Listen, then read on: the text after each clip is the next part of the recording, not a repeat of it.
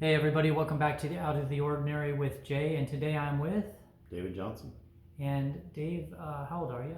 55. And what's your background? What do you do for a living, or what's your background? Forensic scientist. Forensic scientist. Yes. Okay, what does that mean exactly? Testing DNA samples from crime scenes. Okay, what kind of education does one have to do that? I have a degree in chemistry and a degree in microbiology. Okay, well, I don't know if that will help us today, but I'm hoping we'll give it a shot. What I want to talk about today is self-sabotage, harming oneself.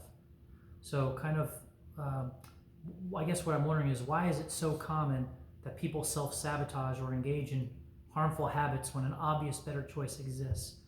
Why does almost everyone I've ever met often do things, important things at that are seemingly the opposite of what's beneficial for their own selves? Mm-hmm. And so I guess we'll start with the puzzle of self-sabotage. Why do you think humans so often make choices that harm them, even when the better option is obvious?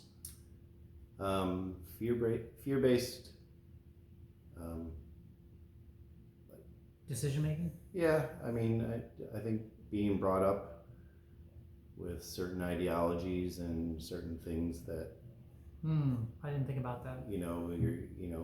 because that's kind of what it is, right? I mean, a lot of religions, ideologies, stuff like that are all fear-based. Like, well, if you do this, you're going to hell, or if you do this, right, kind of thing. So I think that sits in the background of your head, and when even though you can see, hey, this decision would probably be good for me, there might be something in the back of your head that's a fear-based belief telling you. So possibly, as an example, could be, hey, I'm in this really horrible marriage with this person, very physically abusive, very emotionally abusive, just terrible in every single way. They should be in jail for the rest of their lives. Right. But I stay with them because the tenets of my particular religion say that that's a worse crime. Yeah. And I might burn in hell for it or something like that. Divorce right? is not something you should be doing. Okay, so that's I wasn't even thinking of that. I was thinking of why do you think humans so often make choices that harm them? That's a good one. So do you think it's like outside of cultural beliefs? Do you think it could be other things like? Let me ask you this: do you think it's even obvious to the person making the choice? Maybe obvious to everybody else, but not the person. I don't think it's obvious. Again, we've talked about, you and I've talked about before, that everyone's perception on a certain situation, everyone's going to have a different perception. Right. And we always see that the person who's blinded the most is the one at the object of. Well, yes, they're the subject, right? Yeah, because it's the same way that so many people give great advice to everybody else that they don't take themselves. Right. Like very similar. But I think when it says, is it obvious to the person making the choice? Here's the thing. I think this is where it gets weird for me. Is I think very often it is obvious to the person. Like, I had a friend not that long ago who was a really heavy-set individual. What am I going to tell him? That he needs to diet? He knows. He brings it up every time I meet him. The first thing he says is, I didn't have a big breakfast, so forgive me for this big lunch. I'm like, I don't care, right? So I think lots of times people know, and I think that's kind of what freaks me out is when people do know and they still, right? Like I know, as an example, if my bank account is overdrawn all the time, Mm-hmm. right? And I know I need to probably save money or tighten up my budget a little bit, and I don't. Why don't I? Right? And I think some of that is, in my view, is some of it is familiarity, like the devil, right? You're still going along, and then the desire, you still want what you want, versus and wishful thinking, versus actually what is in the fear of the unknown. Right. You know what I mean? I don't know. And these people are still. They're still getting some benefit out of this, or they wouldn't be making this decision. Right. I mean, obviously, if you're heavy and I don't want to diet, I want to eat. My benefit is I'm going to feel better because I'm going to eat this. But I think the problem is most people don't take the other step and go, but why does eating make me feel good? Like what is it that I'm missing, that I need to constantly eat to feel good. Well, to use this as an example, and we could use many other examples, but this is an example. This leads me to the next question: is why are we so drawn to short-term comfort when it often leads to long-term harm? You know what I mean? Yeah, is that evolutionary wiring? Can it be unlearned? Well, yeah, I think it's kind of what we've talked about before, where your body, you're mainly made to be in survival mode. Right. So your survival mode always says screw the future. Right. What can I get right now? That's right. I'm going to make sure. Yeah. Well, yeah. Right. But it's harder to sit down and actually think about something and like, okay, yeah, like that's going to make me feel good now. I know I'm going to be full now, so I'm not going to die of starvation. So that's a great thing. Right. But I might die earlier because now I might have diabetes or heart failure or something. Right. Yeah. Right. So that is a weird distinction there. Like what's weird to me along those same lines is it's like, let's keep using this as an example. What blows my mind is, so like, say somebody has a problem, their cholesterol levels are really bad, or whatever metric you want to use that says, hey, they've got some clogged arteries or whatever, to where clinically they know that if they don't make a pretty big change, that they are going to have a heart attack and die probably earlier, right? Right. There are so many people that will just keep doing the normal thing. And I'm just using this one example. It could be many examples. It could be finances. It could be anything else, where it's just a weird human condition where it almost seems like until we hit rock bottom, and hopefully we survive that rock bottom, right, whether it's financially, health, or whatever, then a change is made. Yeah. But that's like a weird thing. We know bad stuff's coming. Like if I keep spending more money than I make, or if I'm, really in a bad way with cholesterol and my weight and everything, and I keep eating a certain way, and I know where this leads because the doctors and the data show me this, and I keep going, why on earth do we take this risk and wait for rock bottom versus, why is that so? I don't understand the self-sabotage there. I don't know, but I think it's, I think it's one of those things. It's kind of like maybe people who are alcoholics, like, yeah, they understand what they're doing is wrong, but if they can do something else where they don't have to think about it, yeah, or actually perceive it, or actually go down that road in the thought process, then maybe it doesn't exist. Well, from that perspective, I do sort of get it, because it's like, I'm not advocating for alcoholism or anything, but what I'm saying is I do get the idea of, hey, I need immediate pain alleviation now, and if that means I have to pay for it later, we'll deal with it then. I do get that, yeah, right? And that is sort of what we're talking about, but it definitely has to do with the way our brain reward system works, for sure. Yeah. Because like if you didn't have the pain, or you didn't get the dopamine hit of something tasty, you wouldn't do these things. You know what I mean? Give you a recent example. What's that? Working out. We worked out today. Mm-hmm. I've had a sore elbow for months. Can't even touch my shoulder with it. It's so locked up. I know what a doctor's going to tell me to do. He's going to tell me, well, you need to take a couple months off and rest it and not go to the gym. Well, I don't want to hear that. I get my dopamine going to the gym. I feel good going to the gym. I feel sane going to the gym. So what do? I just keep working out, knowing that this arm's going to fall off. Yeah, and it's not going to help my arm. Yeah, it is a weird thing how our reward system works, because we do definitely favor short-term over long-term. There's no doubt about it. Yeah. Anyway, sort of on the emotional logic, do you think people act against their best interests because emotions override rational thinking? I think that can be some of it. I also think that there's times where, and I think we've talked about this before, it depends on who's giving you the advice.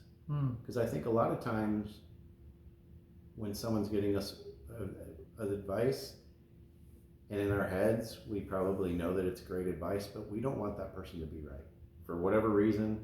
Yeah, ego usually, but yeah. Yeah, but you don't want that person to be right, so you're going to be like, no.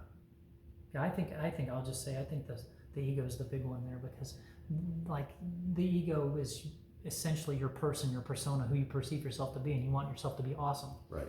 So yeah, but anyways, I was so do you think emotions are like a bug in the system, or like a necessary survival feature? I suspect that at some point during our evolution they were a survival feature of, maybe people way in the past who didn't necessarily have our best interests that would lie to you and be like, oh no, you should actually do this, and then people did it and they got harmed or what because the person was right. lying. To your point, an example that I can think of would be, say, way back when, pre-civilization or whatever, there's some dude, some tribe of cavemen coming, and a dude starts beating on me. Well, now I'm upset about that, and I rightfully want to kill him because I want to make sure he doesn't have a chance to kill me. Well, now we have law enforcement and we dial 911 and all of those things, right? And that would be the better option, because if I beat him up and kill him, I might be in jail for the rest of my life and maybe get the death penalty for homicide, right? So, yeah, there could be I bet emotions made much more sense pre-civilization than they do today. Today they might actually be like a hindrance. Yeah. Big time. Yeah, and even in the really good emotions like love or whatever, right? That was like procreation, right? We reproduce. But now, it can really screw people up. Yeah. So, how do you think someone could tell when emotions might be steering them wrong? Kind of a tough question. I don't know why it's in here, but it's in here. That is a good question. I don't know. I'm sure in some instances you do know, but you just kind of ignore it because you don't want that to be true. But I think in a lot of instances you probably don't have a clue of what's driving. Why it's driving. I think emotions are so big of a part of who you are. I think you'd have to have a separate self to almost, maybe some great meditators or something could figure that one out. But fear of change. Could fear of the unknown explain why people stick with harmful habits? 100%, I think. You think that's the crux of this? You see that every day. How many people tell us, oh, I hate my job's shitty. We'll go find something else to do. I don't know if I can find another one. I don't know if I'll get the same pay. And to that end, people sure do like to bitch a lot about things versus actually do something, which is weird. I feel like if our operating system was perfect, it would keep track of the amount of times I bitched about something, and at the 10th time, it'd be like, okay, making a change now, directive for, like you've hit the mark. That'd be right? good, right? Do you know what I mean? You'd be like, tick, tick, tick, tick, tick, tick, boom, right? You gave it enough chances. I don't know. Yeah. I mean, if you were just doing a human operating system, you would think, right? Yeah. Hey, bitching and complaining about things is not fun for me or anybody else. If I do it so many times, maybe that's a sign, right? You know what I mean? But anyway, let's see. Is it possible people find harm more predictable than help? Yeah. I mean, again, I think that goes back to the fear of the unknown. If you're at a shitty job, but you understand what the shit is, and you've dealt with the shit, you know how to deal with the shit, that's predictable. Where if you go to another job, there's probably gonna be some shit there, but it's shit you don't know what it's gonna be, and that's I think what scares people. Yeah. So I'm getting paid way more, but now I have to deal with this. Right. Is that really worth it? I should just stay here. I know how to deal with this. Right. Devil you know versus the devil you don't. Right. Yeah, I think that's a very powerful thing. Change. It's just change. Yeah. The other next question is how much of this is about identity and self-image? And I could see that, particularly if in my heart of hearts, I feel like I should be, a pianist, right? I should be playing the piano. Sure. But all I've ever done is be a plumber, and I've been identified as a plumber. Making that change from a plumber to now a professional piano player seems so crazy at that point. Do you know what I mean? Yep. Even so, anyways, what do you think about the role of self-worth? Do you think low self-worth makes people believe they don't deserve the better choice? Well, sure, yeah, and I think that's kind of what happens when you're stuck in the fear of the unknown, because I would argue, unless you take chances on anything in life, how do you ever evolve as a person? How do you ever gain experiences? How do you ever learn who you are if you're not willing to, step out of the easy and go to the difficult? And I think if you don't ever do that and you don't ever conquer something, you're probably not going to have any self-worth, and you're probably going to feel like, you have no idea what you can do. The counter to that, I'll just tell you, from my own experiences, I've been learning and doing lots of new things and learning about myself and who I am. Mm-hmm. I don't know about that guy. I'm just saying it could be a pretty dark, you know what I mean, or a very off-putting, interesting thing getting to know yourself at certain deeper levels. You know but what I I'd mean? say even then you're better off because you learned something about yourself. You may not Like be it. something. Yeah, you may not like it, but you've still learned. You've still grown. Yeah, I think that a lot of people do fall into that category, thinking that they don't deserve better because of a low self-worth. And that can either be because of how they were born, how they were raised, what their culture or maybe their religion tells them Bad about relationship. self-worth, right? Yeah, exactly. There's a lot of things about that. And I think that I think a lot of people fall into this is as good as it gets, right? Yeah. And this is my struggle in life, and that's just the way it is. Right. Can someone's self-image become a self-fulfilling prophecy? Sure. Yeah, I think so. Yeah. Yeah, I think for better or for worse. Yeah. Right? I think so, yeah. I mean, you're probably just unconsciously driving yourself to that point.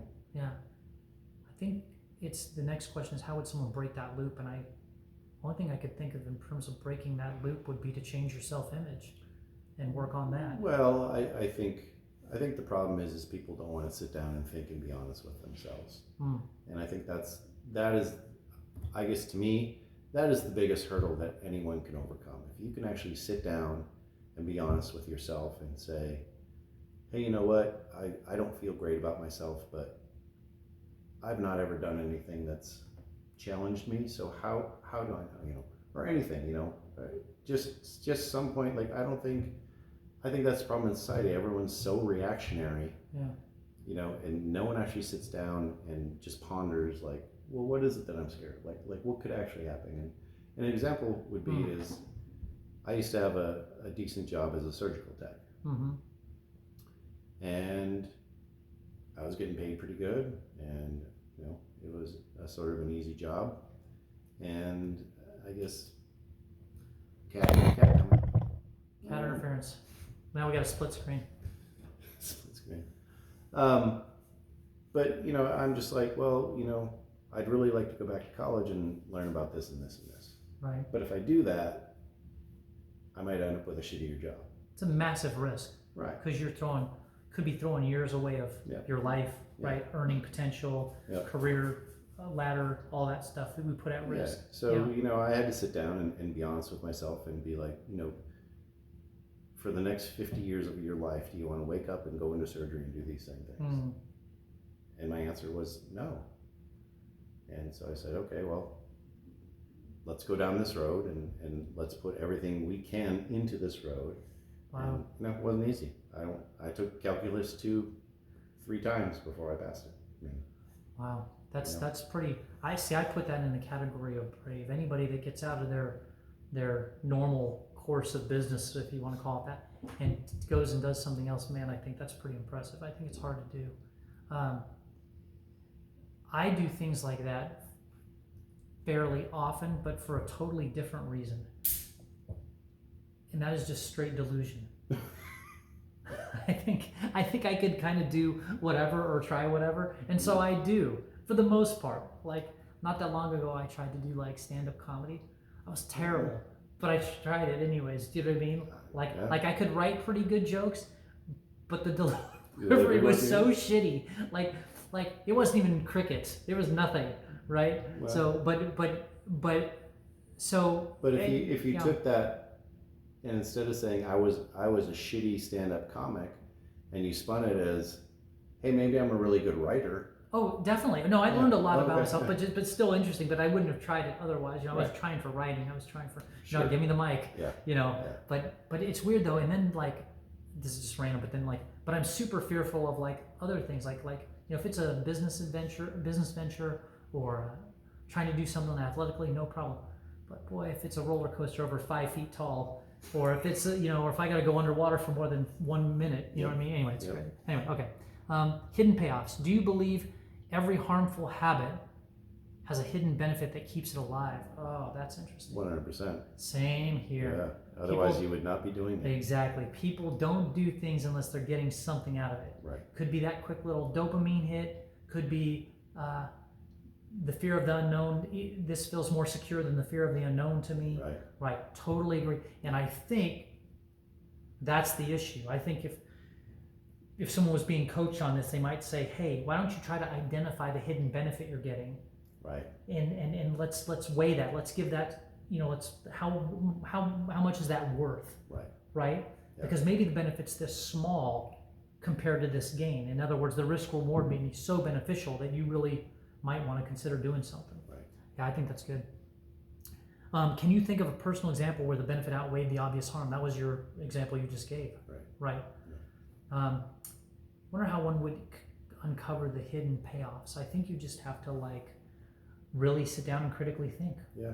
Like Sit in down. your case, it was, hey, I don't want to be doing this for 50 years. I want a different life. I want a level of freedom or options or something different for myself. And that obviously, I guess my thing on this is I guess I just don't understand. I'll go back to this. Why it takes so many of us, probably self-included on many topics, to hit rock bottom when there's been so much evidence saying that a change should be warranted. It baffles my mind about our human condition that we do this. Yep. How much do you think culture normalizes harmful behaviors so they feel natural? I mean, I think that's a huge thing. I mean, if you look at some of the psychology things that have done with police officers, and when every single day you see the dregs of humanity, things, and not saying that they don't know this wrong, but cheating on your wife doesn't seem that horrible. Not by comparison, no. Right, and not saying any of it's right or wrong, but the kind of the psychology that's come out of that is you're being desensitized to things that a normal person would be like, that's horrible. Right. And I think normalizing harmful behaviors can even be this is kind of an out there idea, but in the United States, we work hard. I think only the Japanese work as hard as we do in terms of amount of time we're actually putting in on the job in productivity, right? Yeah. Well, our culture has normalized that. In a lot of European countries, they don't work nearly as much. Yeah. And so and we know that working yourself to death is not necessarily the best way to be. And so I think a lot of cultural, and there are definitely certain religious or cultural things that people do, events and things that people subscribe to that are definitely harmful. If you think of the old days, sacrificing virgins, sacrificing firstborn, right? Sacrificing animals, so there's lots of things. Could normal be one of the most dangerous ideas in society? I like that one. I would argue that there is no such thing as normal. Everyone always says, well, I want to be normal. Well, define that to me. Right. Because what you're telling me is normal is probably not normal to me. Right, that goes back to our whole perception versus reality video, which I'll post a link here. Give me a thumbs up too. So I agree with that. Yeah, and I would say this though. This is one thing that I would say on the could normal be one of the most dangerous ideas in society. I'm saying yes to that, but also it could be one of the things that are required to have a civilization. Like you have to have some baseline things that kind of everybody agrees on as normal behavior. Like you have to say not murdering is normal. You know what I mean? Sure. You know what I mean? So I think it cuts both ways for me. It says, how can someone tell the difference between normal and healthy? I'm not sure I get that question. Oh, I guess I do. How can someone tell the difference between normal and healthy? I think maybe part of that goes to not to quote the great Dr. Phil here, but you could ask yourself on anything, how's that working for you? Well, right? And so if you're in some habit or you're performing in some way and you're not getting the payoff you desire, how's that working for you? Yeah, I guess you can look at it as, you have two different choices. You can say, okay, which one do I prefer? And if I do this one, who else does it hurt? If I do this one, who else does it hurt? Even though I don't prefer it, what is the balance here? Right. I might prefer this one, but if it hurts everyone I'm close to, is it really the right choice? Right, and in so doing, it's still back to your own person, because if you hurt a whole bunch of people, it actually hurts you. So yeah, you have to weigh that very carefully.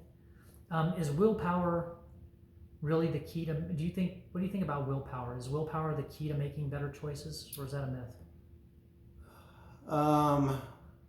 I don't know about better choices, but I think willpower is a way you can get around some of your fears. Like, I think you and I have agreed upon it's not necessarily the smartest people that get through college and get these degrees. It's the people who have the will and the determination to just keep going, no matter what obstacle is put in their way. And I would argue in any job, life, relationship, like if you just have the will to keep going no matter what's put in front of you, you pretty much overcome everything. I think I agree with that. And two things I'll say about that. One of the reasons why big corporation stuff recruit from colleges has nothing to do with what they've studied or anything else. It is just because they've shown that they can commit to something for an extended period of time. Right. And then also, on an entrepreneurial business ownership or running a business side of things, I remember back when I'd have an idea for a business, blah, blah, blah. I remember I'd be talking to whatever venture capitalists or investors or whatever, or other potential partners or whatever. And I'm so super proud of this idea. I'm like, this is groundbreaking. It's going to change everything, right? And they're like, yeah. Because they know that ideas are a dime a dozen. It's the execution that matters most. Right. And so I'm up there like a little monkey doing my little, song and dance about this great idea. And all they're really cluing is does this guy have the stomach to stick it out long term? And does he have the tenacity to do what needs to be done when the chips fall? And that's so willpower is huge. Yeah. Do you think believing in willpower could actually make things worse, as it relates to self-sabotage? Well, I think I'll say short term, yes. I'll say long term, no. Look at the guy who created Kentucky Fried Chicken. How many different recipes, how many times did he get told no before he actually got, found a recipe and did it himself, and no one else wanted his chicken, so he just did it himself. Right. Because he was told no so many times. So yeah, his will to keep going and keep telling him no, he's like, yeah, this sucks. But at some point, his will of just going, you know what, then I'm just going to do this myself. Right. So in the case of him, it paid off. However, for the other 90% of entrepreneurs that go down that road, they've lost a bunch of money and they never have they don't get their KFC, bring their KFC to fruition. So I could see how there's a downside, but I say if you're learning something from it or whatever, and you're moving and growing in a positive direction, I think that's still okay. That's good. Why might people cling to something that hurts them? Is it because it's just familiar? Familiarity. It's a form of safety, isn't it? Fear-based beliefs. Yeah, all the stuff we talked about. I think familiarity is a form of safety, even when it's damaging. Yeah. Again, the devil you know versus the devil you know. Like, say I'm in an abusive relationship, and my partner's hitting me over and over again. Based on the way that I grew up, maybe the household I grew up in, and the relationships I had, I might think, yeah, but the next person might hit me harder, or more often, or maybe the next person it's verbal abuse. Or there won't be anybody at all, right? It's a tough thing to crack. How do you think someone could learn to find comfort in the unfamiliar? I guess just look at it without any insistence how something's supposed to happen, and just let it happen. Could do it could do what Richard Branson of Virgin, the guy who owns Virgin Galactic, Virgin Records, all those things. He's famous for his boardrooms where they'll be contemplating some idea, and finally he just reaches this moment. He goes, his quote is, "Screw it, let's do it," and then boom, they're off to the races. And he'll just make a decision. So I think you can find comfort in the unfamiliar by trying. Don't even necessarily try big things. Try something smaller at first and see what the unfamiliar gets you, right? And you may see some payoffs, or you may learn something. Last little section here, breaking the pattern. What's the first thing someone should do if they want to stop sabotaging themselves, which I think everyone should endeavor to do.